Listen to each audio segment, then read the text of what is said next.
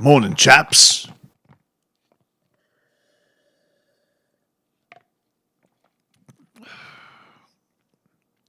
Look, I'm fine. Okay, a lot of people are reaching out to me. Tobes, how are you? 7 losses in a row. Hasn't been done in 17 years. I'm fine. Stop asking me. How am I? Ridiculous question. I'm fine. I'm fine, dude. Just because the Heat got down 28 today to the Phoenix Suns, I'm fine because they're gonna pull through. They're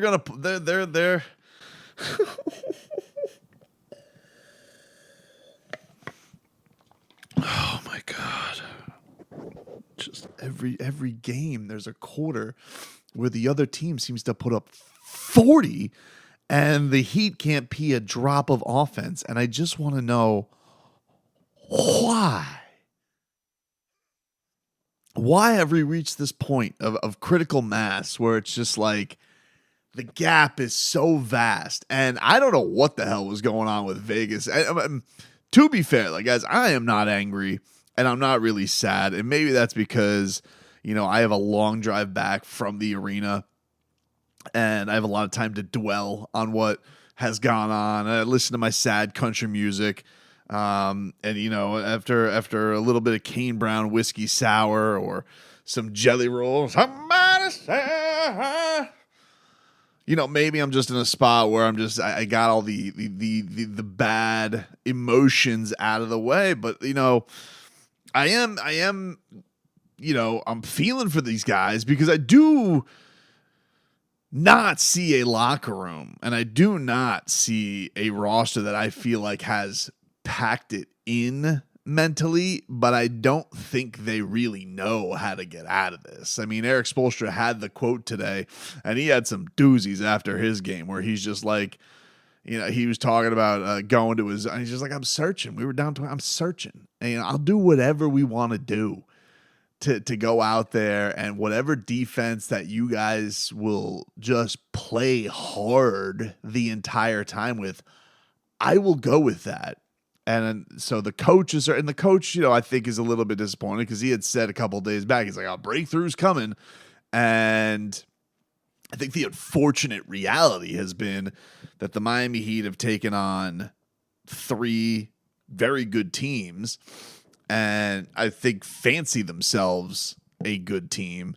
And there's just been parts of the game where they look like they don't belong on the court with the Suns, the Knicks, and the Celtics. And all teams either are surging now or have been great all year, and the Miami Heat just look lost. And I think it's the defensive effort. It's mind numbing to see this, where it's just everybody is just out of place, not competing, not giving that extra effort. Erik Spoelstra had said today that he's like, I can't remember the last time we took a charge, which I kind of was like, well, you guys did trade Kyle Lowry. He was the best at that. And then Kevin Love hasn't really been shooting to keep himself on the floor a lot lately. And, and I think their anchor, Bam, I just think Bam is scrambling right now. Really, I do think that the 2 Kentucky guys are really in their own heads right now. And I don't know what it's going to take. I don't know if they've just had rabbit ears and are just thinking too much. They have both used the terms over the last couple of days. Tyler Herro and Bam have used the term sacrifice. We're out here sacrifice. We got to You guys got to be yourselves, dude. I don't know what, this mother Zach Lowe has gotten too much into Tyler Herro's head, where he's like, you got to be 15% Klay Thompson. And while I want Tyler Herro to shoot a lot of threes because he is a very good 3-point shooter, I don't want him to be Steve Novak. Like, I do want Tyler Herro to be himself and have the baby float and the float mingo and all those go-to moves that he has worked on. I mean, this is a guy who is a veteran many years into his career, but is only 24 years old and is still blossoming as a player and can't have like NBA podcasts and Twitter influence the way that he plays to be one-dimensional, where every shot has to be clean, like the Warriors machine to go out there. I think that this guy is boxing himself in that regard. And then bam, I mean, just looks completely short-circuited on offense. And the one thing that I think that those two guys can really take from Jimmy Butler, and the reason Jimmy Butler is the established star that he is because Jimmy always has something to fall back on, and that is that he's a dog, and it just comes down to brute force with him, and that, like, if things aren't going his way and you're not calling plays for him, he will put up an ugly shot, but he'll go get a putback and go and get points that way, and will just will his way, and then will force his way to get to the free throw line. Like, Jimmy Butler has looked more like himself the last couple of games, and those guys have not. And it's not because I don't think they're trying. I think they're, like, mentally, I don't know. I just think that there's some kind of something haywire there. Here was Tyler after the game. You've been taking more threes as a percentage of your shot value recently. Has that been a concerted effort to kind of to take the threes, get off the ball a little bit more? Over the last 4 games, your numbers there, your attempts there are up as compared to your twos, where they were earlier in the season. Yeah, trying to sacrifice, how I play to fit the team, and I'm gonna try to be more of a catch and shoot guy to fit the offense. I hate you, Zach Lowe. I will never forgive you for ruining Tyler Herro. Never. Tyler, just go be a bucket, dude. Be the guy John Calipari says that you are, with those big elephant balls on the biggest stage. You give no bleeps. You take the big shots. Doesn't always have to be in the cleanest, most pristine situations. And you go light this puppy up, and bam, like, dude, come on. You've been on bigger stages than this bull bleep, where you're like, you're letting Nurkic work you. He's Nurkic, dude. Like, cast off to the Suns. I mean, you've been out here. You've carved up you've stopped Giannis Antetokounmpo. You've destroyed the Celtics on numerous occasions. You've carved up an ostrich because he dared you to shoot. You've been in tougher situations than this, man. Found that very, very, very, very frustrating with these two guys, because that trio, you're not going to go anywhere without your 3 best. We could talk rotations, and I could talk about how much I'd rather Jovic be starting than Haywood Highsmith, and we could talk about playing Jaime Jaquez more and all that stuff. You're not going to do squat if you do not have Bam, Jimmy, and Tyler clicking all cylinders, but also playing like themselves. And we've seen these guys capable of more, right? Like, this is not, they don't have to reinvent the wheel with themselves. And I feel like somewhere along the way, these guys were told to be something that they're not together. And I don't know if it's because of searching for orcas, searching for whales, trade rumors, thinking that they got to dial it up a notch. But ultimately, you have to be the best version of yourselves. And I don't think Bam and Tyler are doing that right now. And I think that they have to just get back to what Jimmy did, which was, man, Jimmy, these last 5 games, what the hell is Jimmy Butler? Who is this guy?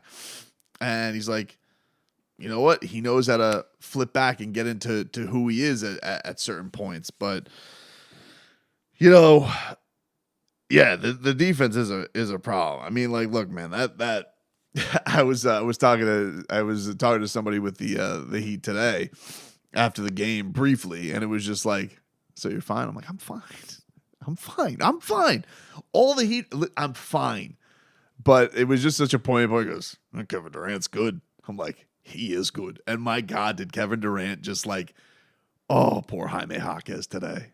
Like, the one thing I feel like Spo has done this on a couple of occasions this year, where he has just thrown Jaime in the fire, because I'm sitting there and I'm like, why don't we we got to try to put Bam on Kevin Durant. Like, poor Jaime is out here where he's like a half a foot shorter than Kevin Durant, and Kevin Durant is just doing all his Kevin Durantness on him. He was just an absolute sniping killer.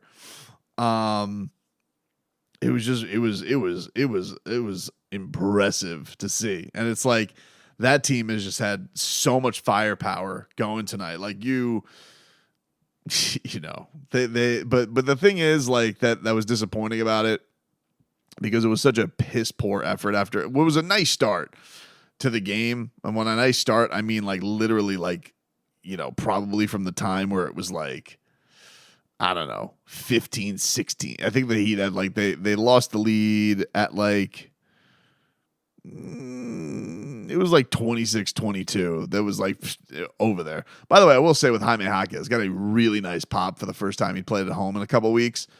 Fans love him. They do love him. But the thing that was just killing me in the first half of this game was Nurkic gets 2 early fouls.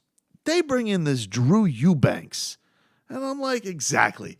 Who the hell is Drew Eubanks? And I'm like looking, and I look up, he's like immediately got 11 points. I'm like, oh, I know I'm going to go to his ESPN profile page. He's going to average like 4 points, right? Like that's what's going to happen with Drew Eubanks. Now it's 5.6, so I'm sorry I undersold on you, Drew. But Drew, he kept getting loose. And I'm like, again with this, where we're just letting guys willy-nilly make cuts down the lane, and just nobody's got an answer for nothing. It was, it's just rough, man. And it's just like, once you have that first miss, like the Heat just is like, oh well. And then just like some of the effort after these rebounds where you're just like, come on, guys. Like, this is the Heat, the ball on the ground, ball on the floor, in between margin plays. You honestly think a team that has Beal, Devin Booker, and Kevin Durant, you're going to out offensively skill that team? That's how you think you're going to win? That's how you think you're going to beat most teams? I'm going to tell you you are not. That is not. I mean, the one thing everybody says when they take on the Miami Heat, and I think the thing that is infuriating Erik Spoelstra and Jimmy Butler right now, because Jimmy Butler had told, what was the question? Wes Goldberg had asked him something like, are the missed shots, like, are you upset with the, like, do you think it's the missed shots that are piling up? And he goes, no, I feel like it's the lack of defense that's piling it up.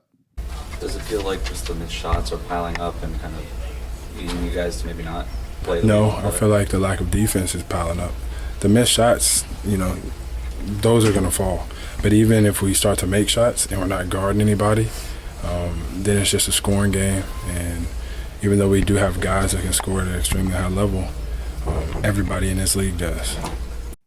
And I think, like, this team has their 2 best players that are 2 of the best two-way players in the league, but they anchor that. They have to be two-way players, and that has to trickle down to everybody else. And it just hasn't. That just flat out has not been there. Has not been there. And been rough. Been a rough thing to see over this win streak. I saw a couple of great tweets that I want to point out in the aftermath of all of this. One is from Barry Jackson, who tweeted this at halftime, and he said,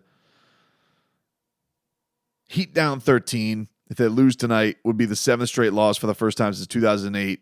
Heat team that lost 7 straight. That game started Ricky Davis, Chris Quinn, Daquan Cook, Earl Barron, Mark Blunt.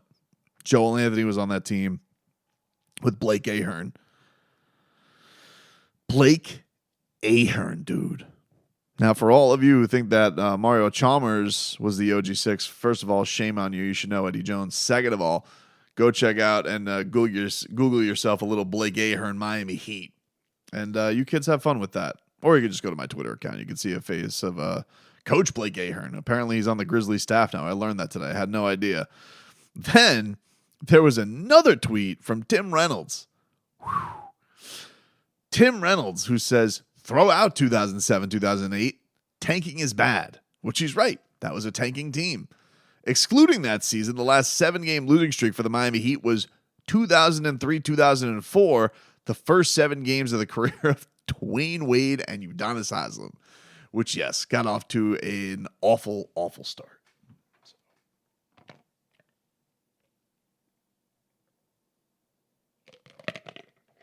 Wow. That is something. Let's hear from Erik Spoelstra. He had words. He had a lot of words of where his team is at right now. And the coach is scrambling, man. He's looking for things. He's trying to find answers. You've spoken about the defense slipping when shots aren't going in. Did you see that? Yeah, you can feel a palpable discouragement when we miss shots that we think are makeable, and then it compounds into our lack of committed toughness and effort on the other end. You have to do tough things defensively. I think once we got down by 25 plus, our energy level, effort level, multiple effort levels skyrocketed, and that's the karma of the game. It took a little bit of pressure off of our offense, and then all of a sudden the shot starts to go down, and which comes first, the chicken or the egg? We feel that your commitment to doing those tough things, the multiple efforts, scrambling, getting that tough block out, taking a charge. I don't remember the last time we've taken a charge in a game. You have to do physical things. You have to do tough things. Your body, you have to go body to body, and we're not doing that consistently enough. And while we're going through this period of time, offensively, we're not able to overcome that. Those stretches where we're missing shots or turning the ball over, and then on top of that, we're not defending the way we're capable of. It's a crazy thing, too, because you think about the Heat this year, they rolled out the Heat culture mantra on merch, and it's sad to say because it really does feel like, when you sell out on a mantra, it feels like a sold out. It feels kind of like a sellout version of that, like you wear the mantra, but you're not living the mantra. You're not really being, the toughest, nastiest, mostest, like hardest working, best conditioned, all of that. You're not living it. And it's like, suppose that you got to do tough things and you have to be the pain in the ass. And everybody will tell you, like, it's almost like you're programmed to say it. Every opponent is programmed to say it when they take on the Miami Heat. Physical, tough. No, it's going to be a pain in the ass game. I just don't feel like the Heat have put up any kind of resistance for 48 minutes. There's always going to be a quarter where the other team will hit a couple of tough shots. The Heat won't. And it just feels like the wheels fall off. And, it used to be a third quarter, like, okay, maybe you get down 10. Now you're getting down like 20, 22, 30 in some of these quarters. Like, there's just no resistance. And it's like, you got to get down 25 for your effort to pick up. Like, that's pathetic, dude. Come on. Like, and that's the thing is, like, I don't see a team, and I'm like looking at it. I'm watching the bench today, and I'm watching the guys in the body. I don't feel like any of that stuff is awful. I think it's okay. It just, and maybe it should be a little bit more desperate. Like, it all kind of just looks, let's say going through the motions, but it just looks, on the surface, everything kind of just looks fine, And I don't know, maybe there should be a little bit more, somebody put a foot up somebody's ass and get going. I asked Jimmy tonight, I'm like, do you have to be vocal about this? Like, do you have to say something? He goes, like, we've been vocal. We've talked about it. We know what it is. How do you feel like you tap into that urgency to the rest of the guys? Do you have to be vocal about it? Is that something? We understand that. Ain't too much that got to be said. You just got to go out there and do it. We talk about it all the time. Spo talks about it. We talk about it. Ain't no more to be said. We all understand what's at stake. We all understand what's happening. So we just got to go out there and do what we've been talking about this entire time. What does it feel like? I'm sorry. I was just saying, why do you think it's been tough for you guys to tap into how urgent the situation is? I honestly don't know. I can't even answer that. I really don't know. Man. And then Spo, he was saying some doozies tonight, dude. He was like, he had like one where he's just like, we got to get to the other side. I was like, what? Like the chili peppers? Because he was just like, he was asked about going to zone, and he was just like, I'm searching. And then he was just talking about, like, we got to get to the other side. I'm searching. You know, we're down by 28. At that point, I don't know, you know, what to do. You know, I thought we actually had some really good efforts out of the zone. The two end of the shot clock threes that they made, one of them was a banker, the other one was Beal, a step back. I thought those were really well defended, and we need to have 48 minutes of that, regardless of whatever the scheme is. We throw whatever we decide we want to do. I'm game for it at this point. You know, man, zone, switch, blitz, whatever our locker room and the staff can decide on, I don't care. I just want to see the effort, the toughness, the physicality, the force, the multiple efforts, you know, to get through this, to see what's on the other side. You know, we know that there's something, you know, that potentially can be great on the other side, but you got to go through it. You got to go through the fires together, and, you know, these uncomfortable times together. I did see at one point today in the third quarter, looking over at Ryle's desk from press row, and there's, like, you know, the Heat Pavilion, which is like Riles, Zoe, Adam Simon, Andy Ellisberg. Normally everybody's pretty stoic, but you can see there's times where, like, Zoe and Power, they're talking about something, and then the Andy gets up, he's talking to Pat about something. I don't know what you know, who knows? It could be, you know, could have been talking about that there's going to be a cold front. I don't know. But it seemed, you know, like there has to be, as a front office, some questions about this roster, some uncomfortable questions. I want to see them pull it out.